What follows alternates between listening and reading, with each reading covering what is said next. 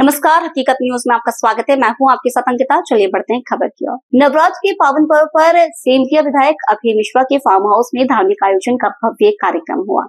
इस अवसर पर देश की सुप्रसिद्ध भजन गायिका कविता पोडवाल ने अपनी सुमधुर आवाज में देवी गीतों की ऐसी प्रस्तुतियां दी कि पूरा माहौल भक्तिमय हो उठा। कार्यक्रम की शुरुआत मां दुर्गा की आराधना से हुई। इसके बाद एक से बढ़कर एक भजनों और देवी गीतों ने उपस्थित श्रद्धालुओं का मन मोह लिया। जियम वे गोरी, चलो बुलावा आया है जैसे लोकप्रिय भजनों पर भक्त झूम उठे और तालियों की गड़गड़ाहट से सभागार गूंज उठा। भक्ति संध्या में बड़ी संख्या में श्रद्धालु, सामाजिक कार्यकर्ता और स्थानीय जनप्रतिनिधि शामिल हुए। मंच को आकर्षक ढंग से सजाया गया था। इस दौरान विधायक अभय मिश्रा ने कहा कि नवरात्र उत्सव भारतीय संस्कृति और आस्था का प्रतीक है। ऐसे कार्यक्रमों से समाज में भक्ति और सकारात्मक ऊर्जा का संचार होता है। उन्होंने बताया कि रीवा की धरती पर कला और संस्कृति की परंपरा सदियों से जीवित रही है और इसी कड़ी को आगे बढ़ाने का प्रयास किया जा रहा है। भजन गायिका कविता पोडवाल ने कहा कि रीवा की पावन धरती पर मां दुर्गा के दरबार में भजन प्रस्तुत करना उनके लिए सौभाग्य की बात है। उन्होंने श्रोताओं के उत्सव प्रेम को अविस्मरणीय बताया। कार्यक्रम के अंत में मां दुर्गा की आरती और प्रसाद वितरण हुआ। श्रद्धालु देर रात तक भजनों के रसपान में डूबे रहे। सब एकत्रित हुए हैं। अब आप सब लोग चलकर भोजन प्रसादी ग्रहण करें। व्रत वाला भी खाना अलग है जो व्रत में है, और सामान्य भोजन भी है बिना लहसुन प्याज का। सब लोग बिना प्रसादी लिए नहीं जाएंगे, इतना जरूर आपसे हमारा निवेदन है। धन्यवाद जी। बहुत अच्छा लगा यहाँ पर आके और मेहर माता रानी की आशीर्वाद मिले। और यहाँ पर नवरात्रि में विशेष तौर पे इतनी पावन जगह आकर, जहाँ पे माँ त्रिपुर सुंदरी का यहाँ पे मंदिर बहुत जागृत मंदिर है, तो यहाँ पर आकर आप सभी भक्तों के सामने प्रस्तुति देने में बहुत आनंद आया। जो सम्राट थे संगीत, वो इसी धरती से। इससे बड़ा आशीर्वाद और क्या मिल सकता है, क्योंकि हमारे लिए हमारी पहचान ही माता रानी के भजनों से है। और इतने बड़े सम्राट जिस मिट्टी से जुड़े हैं, वहाँ पर अगर आकर प्रस्तुति देने का मौका, वो भी माता रानी की हाजिरी लगाने का मौका मिलता है, तो ये बहुत बड़ा आशीर्वाद है।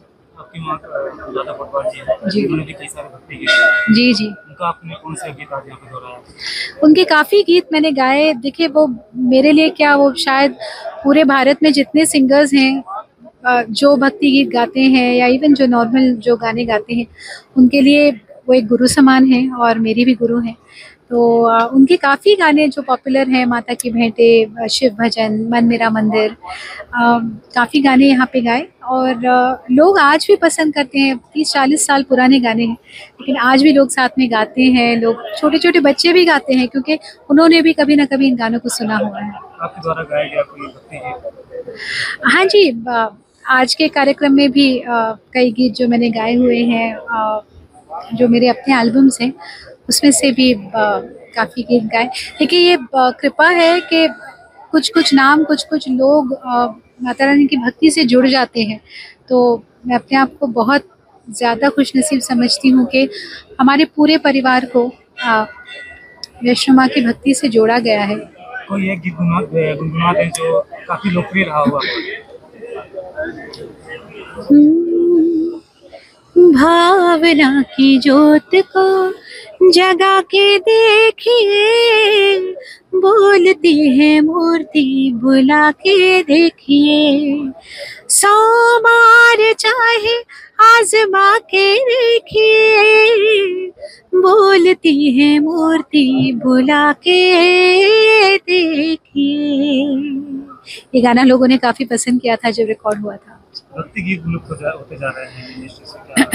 मुझे तो नहीं लगता। आज भी ईश्वर की कृपा से हर नवरात्रि में बड़े प्यार और सम्मान से बहुत बड़ी तादाद में लोग बुलाते हैं हमें हाजिरी लगाने के लिए, और लोग उतने ही प्यार से, उतने ही बड़ी तादाद में सुनते हैं। तो मुझे लगता है जब तक भारत है तब तक भक्ति गीत कहीं नहीं जाएगा। देश के लोगों को क्या संदेश दें? देश के लोगों को मैं क्या संदेश दूं कि हमारा देश है ही ईश्वर की कृपा की वजह से। जब तक लोगों की श्रद्धा ईश्वर में बनी रहेगी, उन पर कोई आंच नहीं आएगी, ये मेरा अपना विश्वास है।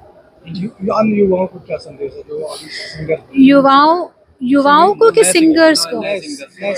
नए सिंगर्स को मैं क्या बोलूं, बहुत अच्छा गा रहे हैं। आजकल जितने रियलिटी शोज आप देखते हैं जिसमें ये छोटे उस्ताद और लिटिल सुपरस्टार्स इतना कमाल का गाते हैं, ऐसे लगता है कि पूर्व जन्म की इनकी तैयारी है और आके बस आप स्टेज पे गा रहे हैं। लेकिन उनको नहीं, उनके माता पिता को एक छोटा सा मेरा निवेदन है कि इन बच्चों को अगर उन्हें लंबी रेस का घोड़ा बनाना है तो इनको रियाज कराते रहें।